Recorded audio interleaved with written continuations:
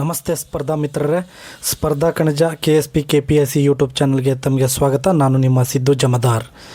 ಇವತ್ತಿನ ಈ ಒಂದು ತರಗತಿಯಲ್ಲಿ ಭಾರತ ಸಂವಿಧಾನಕ್ಕೆ ಸಂಬಂಧಿಸಿದ ಕೆಲವೊಂದಿಷ್ಟು ಪ್ರಶ್ನೋತ್ತರಗಳ ಬಗ್ಗೆ ಚರ್ಚೆ ಮಾಡೋಣ.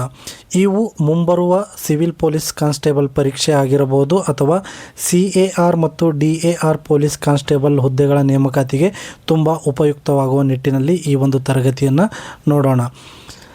ಇನ್ನೂ ಯಾರಾದರೂ ಕೂಡ ನಮ್ಮ ಚಾನಲ್ಗೆ ಸಬ್ಸ್ಕ್ರೈಬ್ ಆಗಿಲ್ಲ ಅಂತಂದರೆ ಈ ಕೂಡಲೇ ನಮ್ಮ ಚಾನಲನ್ನು ಸಬ್ಸ್ಕ್ರೈಬ್ ಮಾಡ್ಕೊಳ್ಳಿ ಹಾಗೂ ನಿಮ್ಮ ಸ್ಪರ್ಧಾ ಮಿತ್ರರಿಗೂ ಇದನ್ನು ಶೇರ್ ಮಾಡಿ.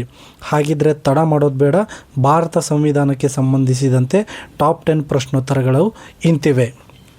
ಕ್ವೆಶ್ಚನ್ ನಂಬರ್ 1, ಸಂವಿಧಾನದ ಯಾವ ವಿಧಿಯ ಅಡಿಯಲ್ಲಿ ಅಸ್ಪೃಶ್ಯತೆಯನ್ನು ನಿಷೇಧಿಸಲಾಗಿದೆ ಅಂತ ಕೇಳಿದ್ದಾರೆ.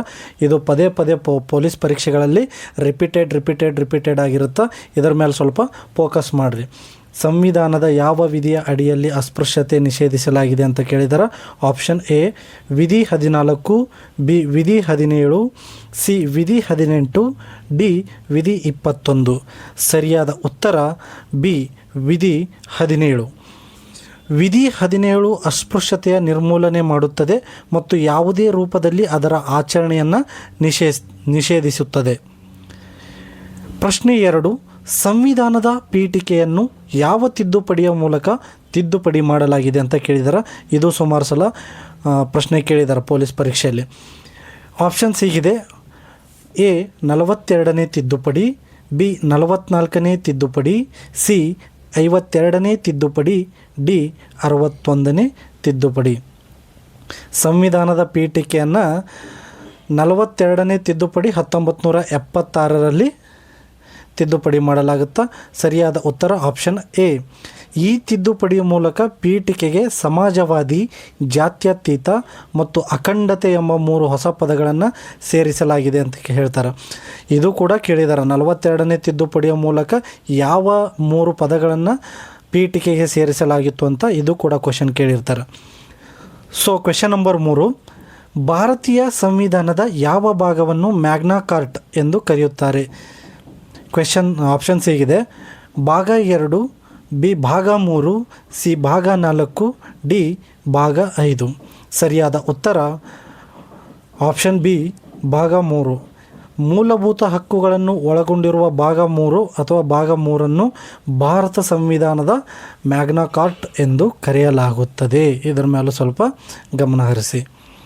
ಕ್ವೆಶನ್ ನಂಬರ್ 4, ಆಸ್ತಿಯ ಹಕ್ಕನ್ನು ಯಾವ ತಿದ್ದುಪಡಿಯ ಮೂಲಕ ಮೂಲಭೂತ ಹಕ್ಕುಗಳ ಪಟ್ಟಿಯಿಂದ ತೆಗೆದುಹಾಕಲಾಯಿತು? ಇದು ಸುಮಾರು ಸಲ ಕೇಳಿದ್ದಾರೆ. ಆಸ್ತಿ ಹಕ್ಕು ಈಗ ಯಾವ ಹಕ್ಕು ಆಗಿದೆ, ಎಂತಹ ಹಕ್ಕು ಆಗಿದೆ ಅಂತಲೂ ಕ್ವೆಶನ್ ಕೇಳಿರ್ತಾರೆ. ಆಪ್ಷನ್ಸ್ ಹೀಗಿದೆ: ಎ 40ನೇ ತಿದ್ದುಪಡಿ, ಬಿ 42ನೇ ತಿದ್ದುಪಡಿ, ಸಿ 44ನೇ ತಿದ್ದುಪಡಿ, ಡಿ 46ನೇ ತಿದ್ದುಪಡಿ. ಸರಿಯಾದ ಉತ್ತರ ಆಪ್ಷನ್ ನಂಬರ್ ಸಿ 44ನೇ ತಿದ್ದುಪಡಿ 1978. ಸರಿಯಾದ ಉತ್ತರ. ಆಸ್ತಿ ಹಕ್ಕನ್ನು ಮೂಲಭೂತ ಹಕ್ಕಿನಿಂದ ತೆಗೆದು ಅದನ್ನು ವಿಧಿ 300A ಅಡಿಯಲ್ಲಿ ಕೇವಲ ಕಾನೂನುಬದ್ಧ ಹಕ್ಕನ್ನಾಗಿ ಮಾಡಲಾಗಿದೆ.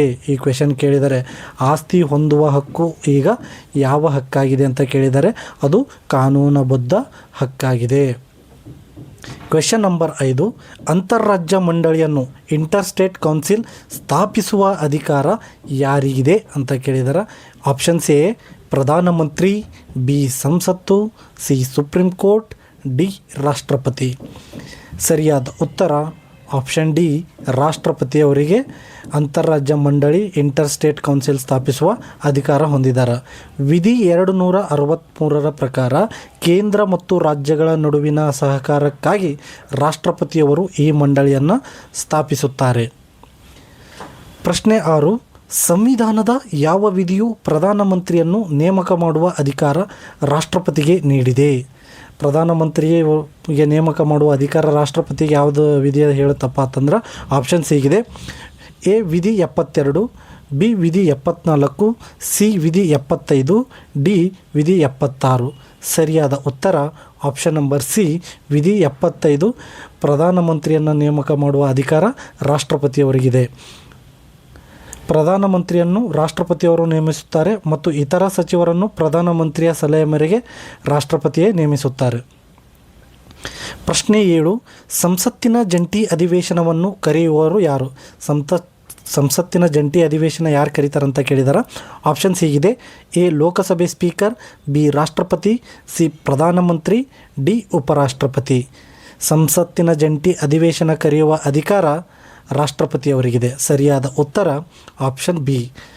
ವಿಧಿ 108ರ ಅಡಿಯಲ್ಲಿ ಮಸೂದೆಯ ವಿಷಯದಲ್ಲಿ ಉಭಯ ಸದನಗಳ ನಡುವೆ ಭಿನ್ನಾಭಿಪ್ರಾಯ ಬಂದಾಗ ರಾಷ್ಟ್ರಪತಿಗಳು ಜಂಟಿ ಅಧಿವೇಶನ ಕರೆಯುತ್ತಾರೆ. ನೆನಪಲ್ಲಿಟ್ಕೊಳ್ಳಿ.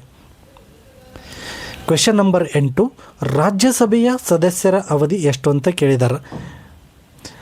ಎ 4 ವರ್ಷ, ಬಿ 5 ವರ್ಷ, ಸಿ 6 ವರ್ಷ, ಡಿ ಶಾಶ್ವತ.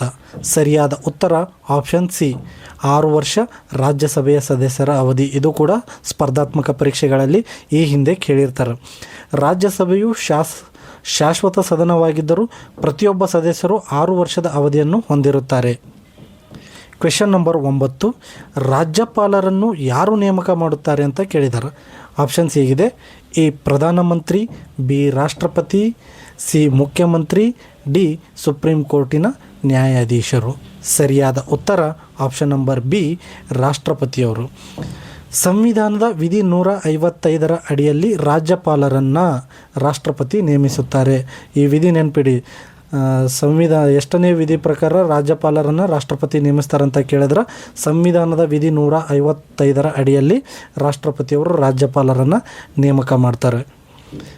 ಕ್ವೆಶ್ಚನ್ ನಂಬರ್ 10, ರಾಷ್ಟ್ರೀಯ ತುರ್ತು ಪರಿಸ್ಥಿತಿಯನ್ನು ಘೋಷಿಸುವ ವಿಧಿ ಯಾವುದು ಅಂತ ಕೇಳಿದ್ದಾರೆ.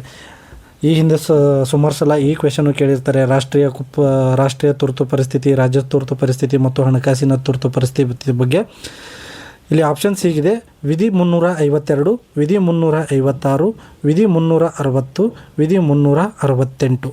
ಸರಿಯಾದ ಉತ್ತರ ಆಪ್ಷನ್ ಎ, ವಿಧಿ 352 ರಾಷ್ಟ್ರೀಯ ತುರ್ತು ಪರಿಸ್ಥಿತಿ ಬಗ್ಗೆ ತಿಳಿಸ್ತದೆ. ಯುದ್ಧ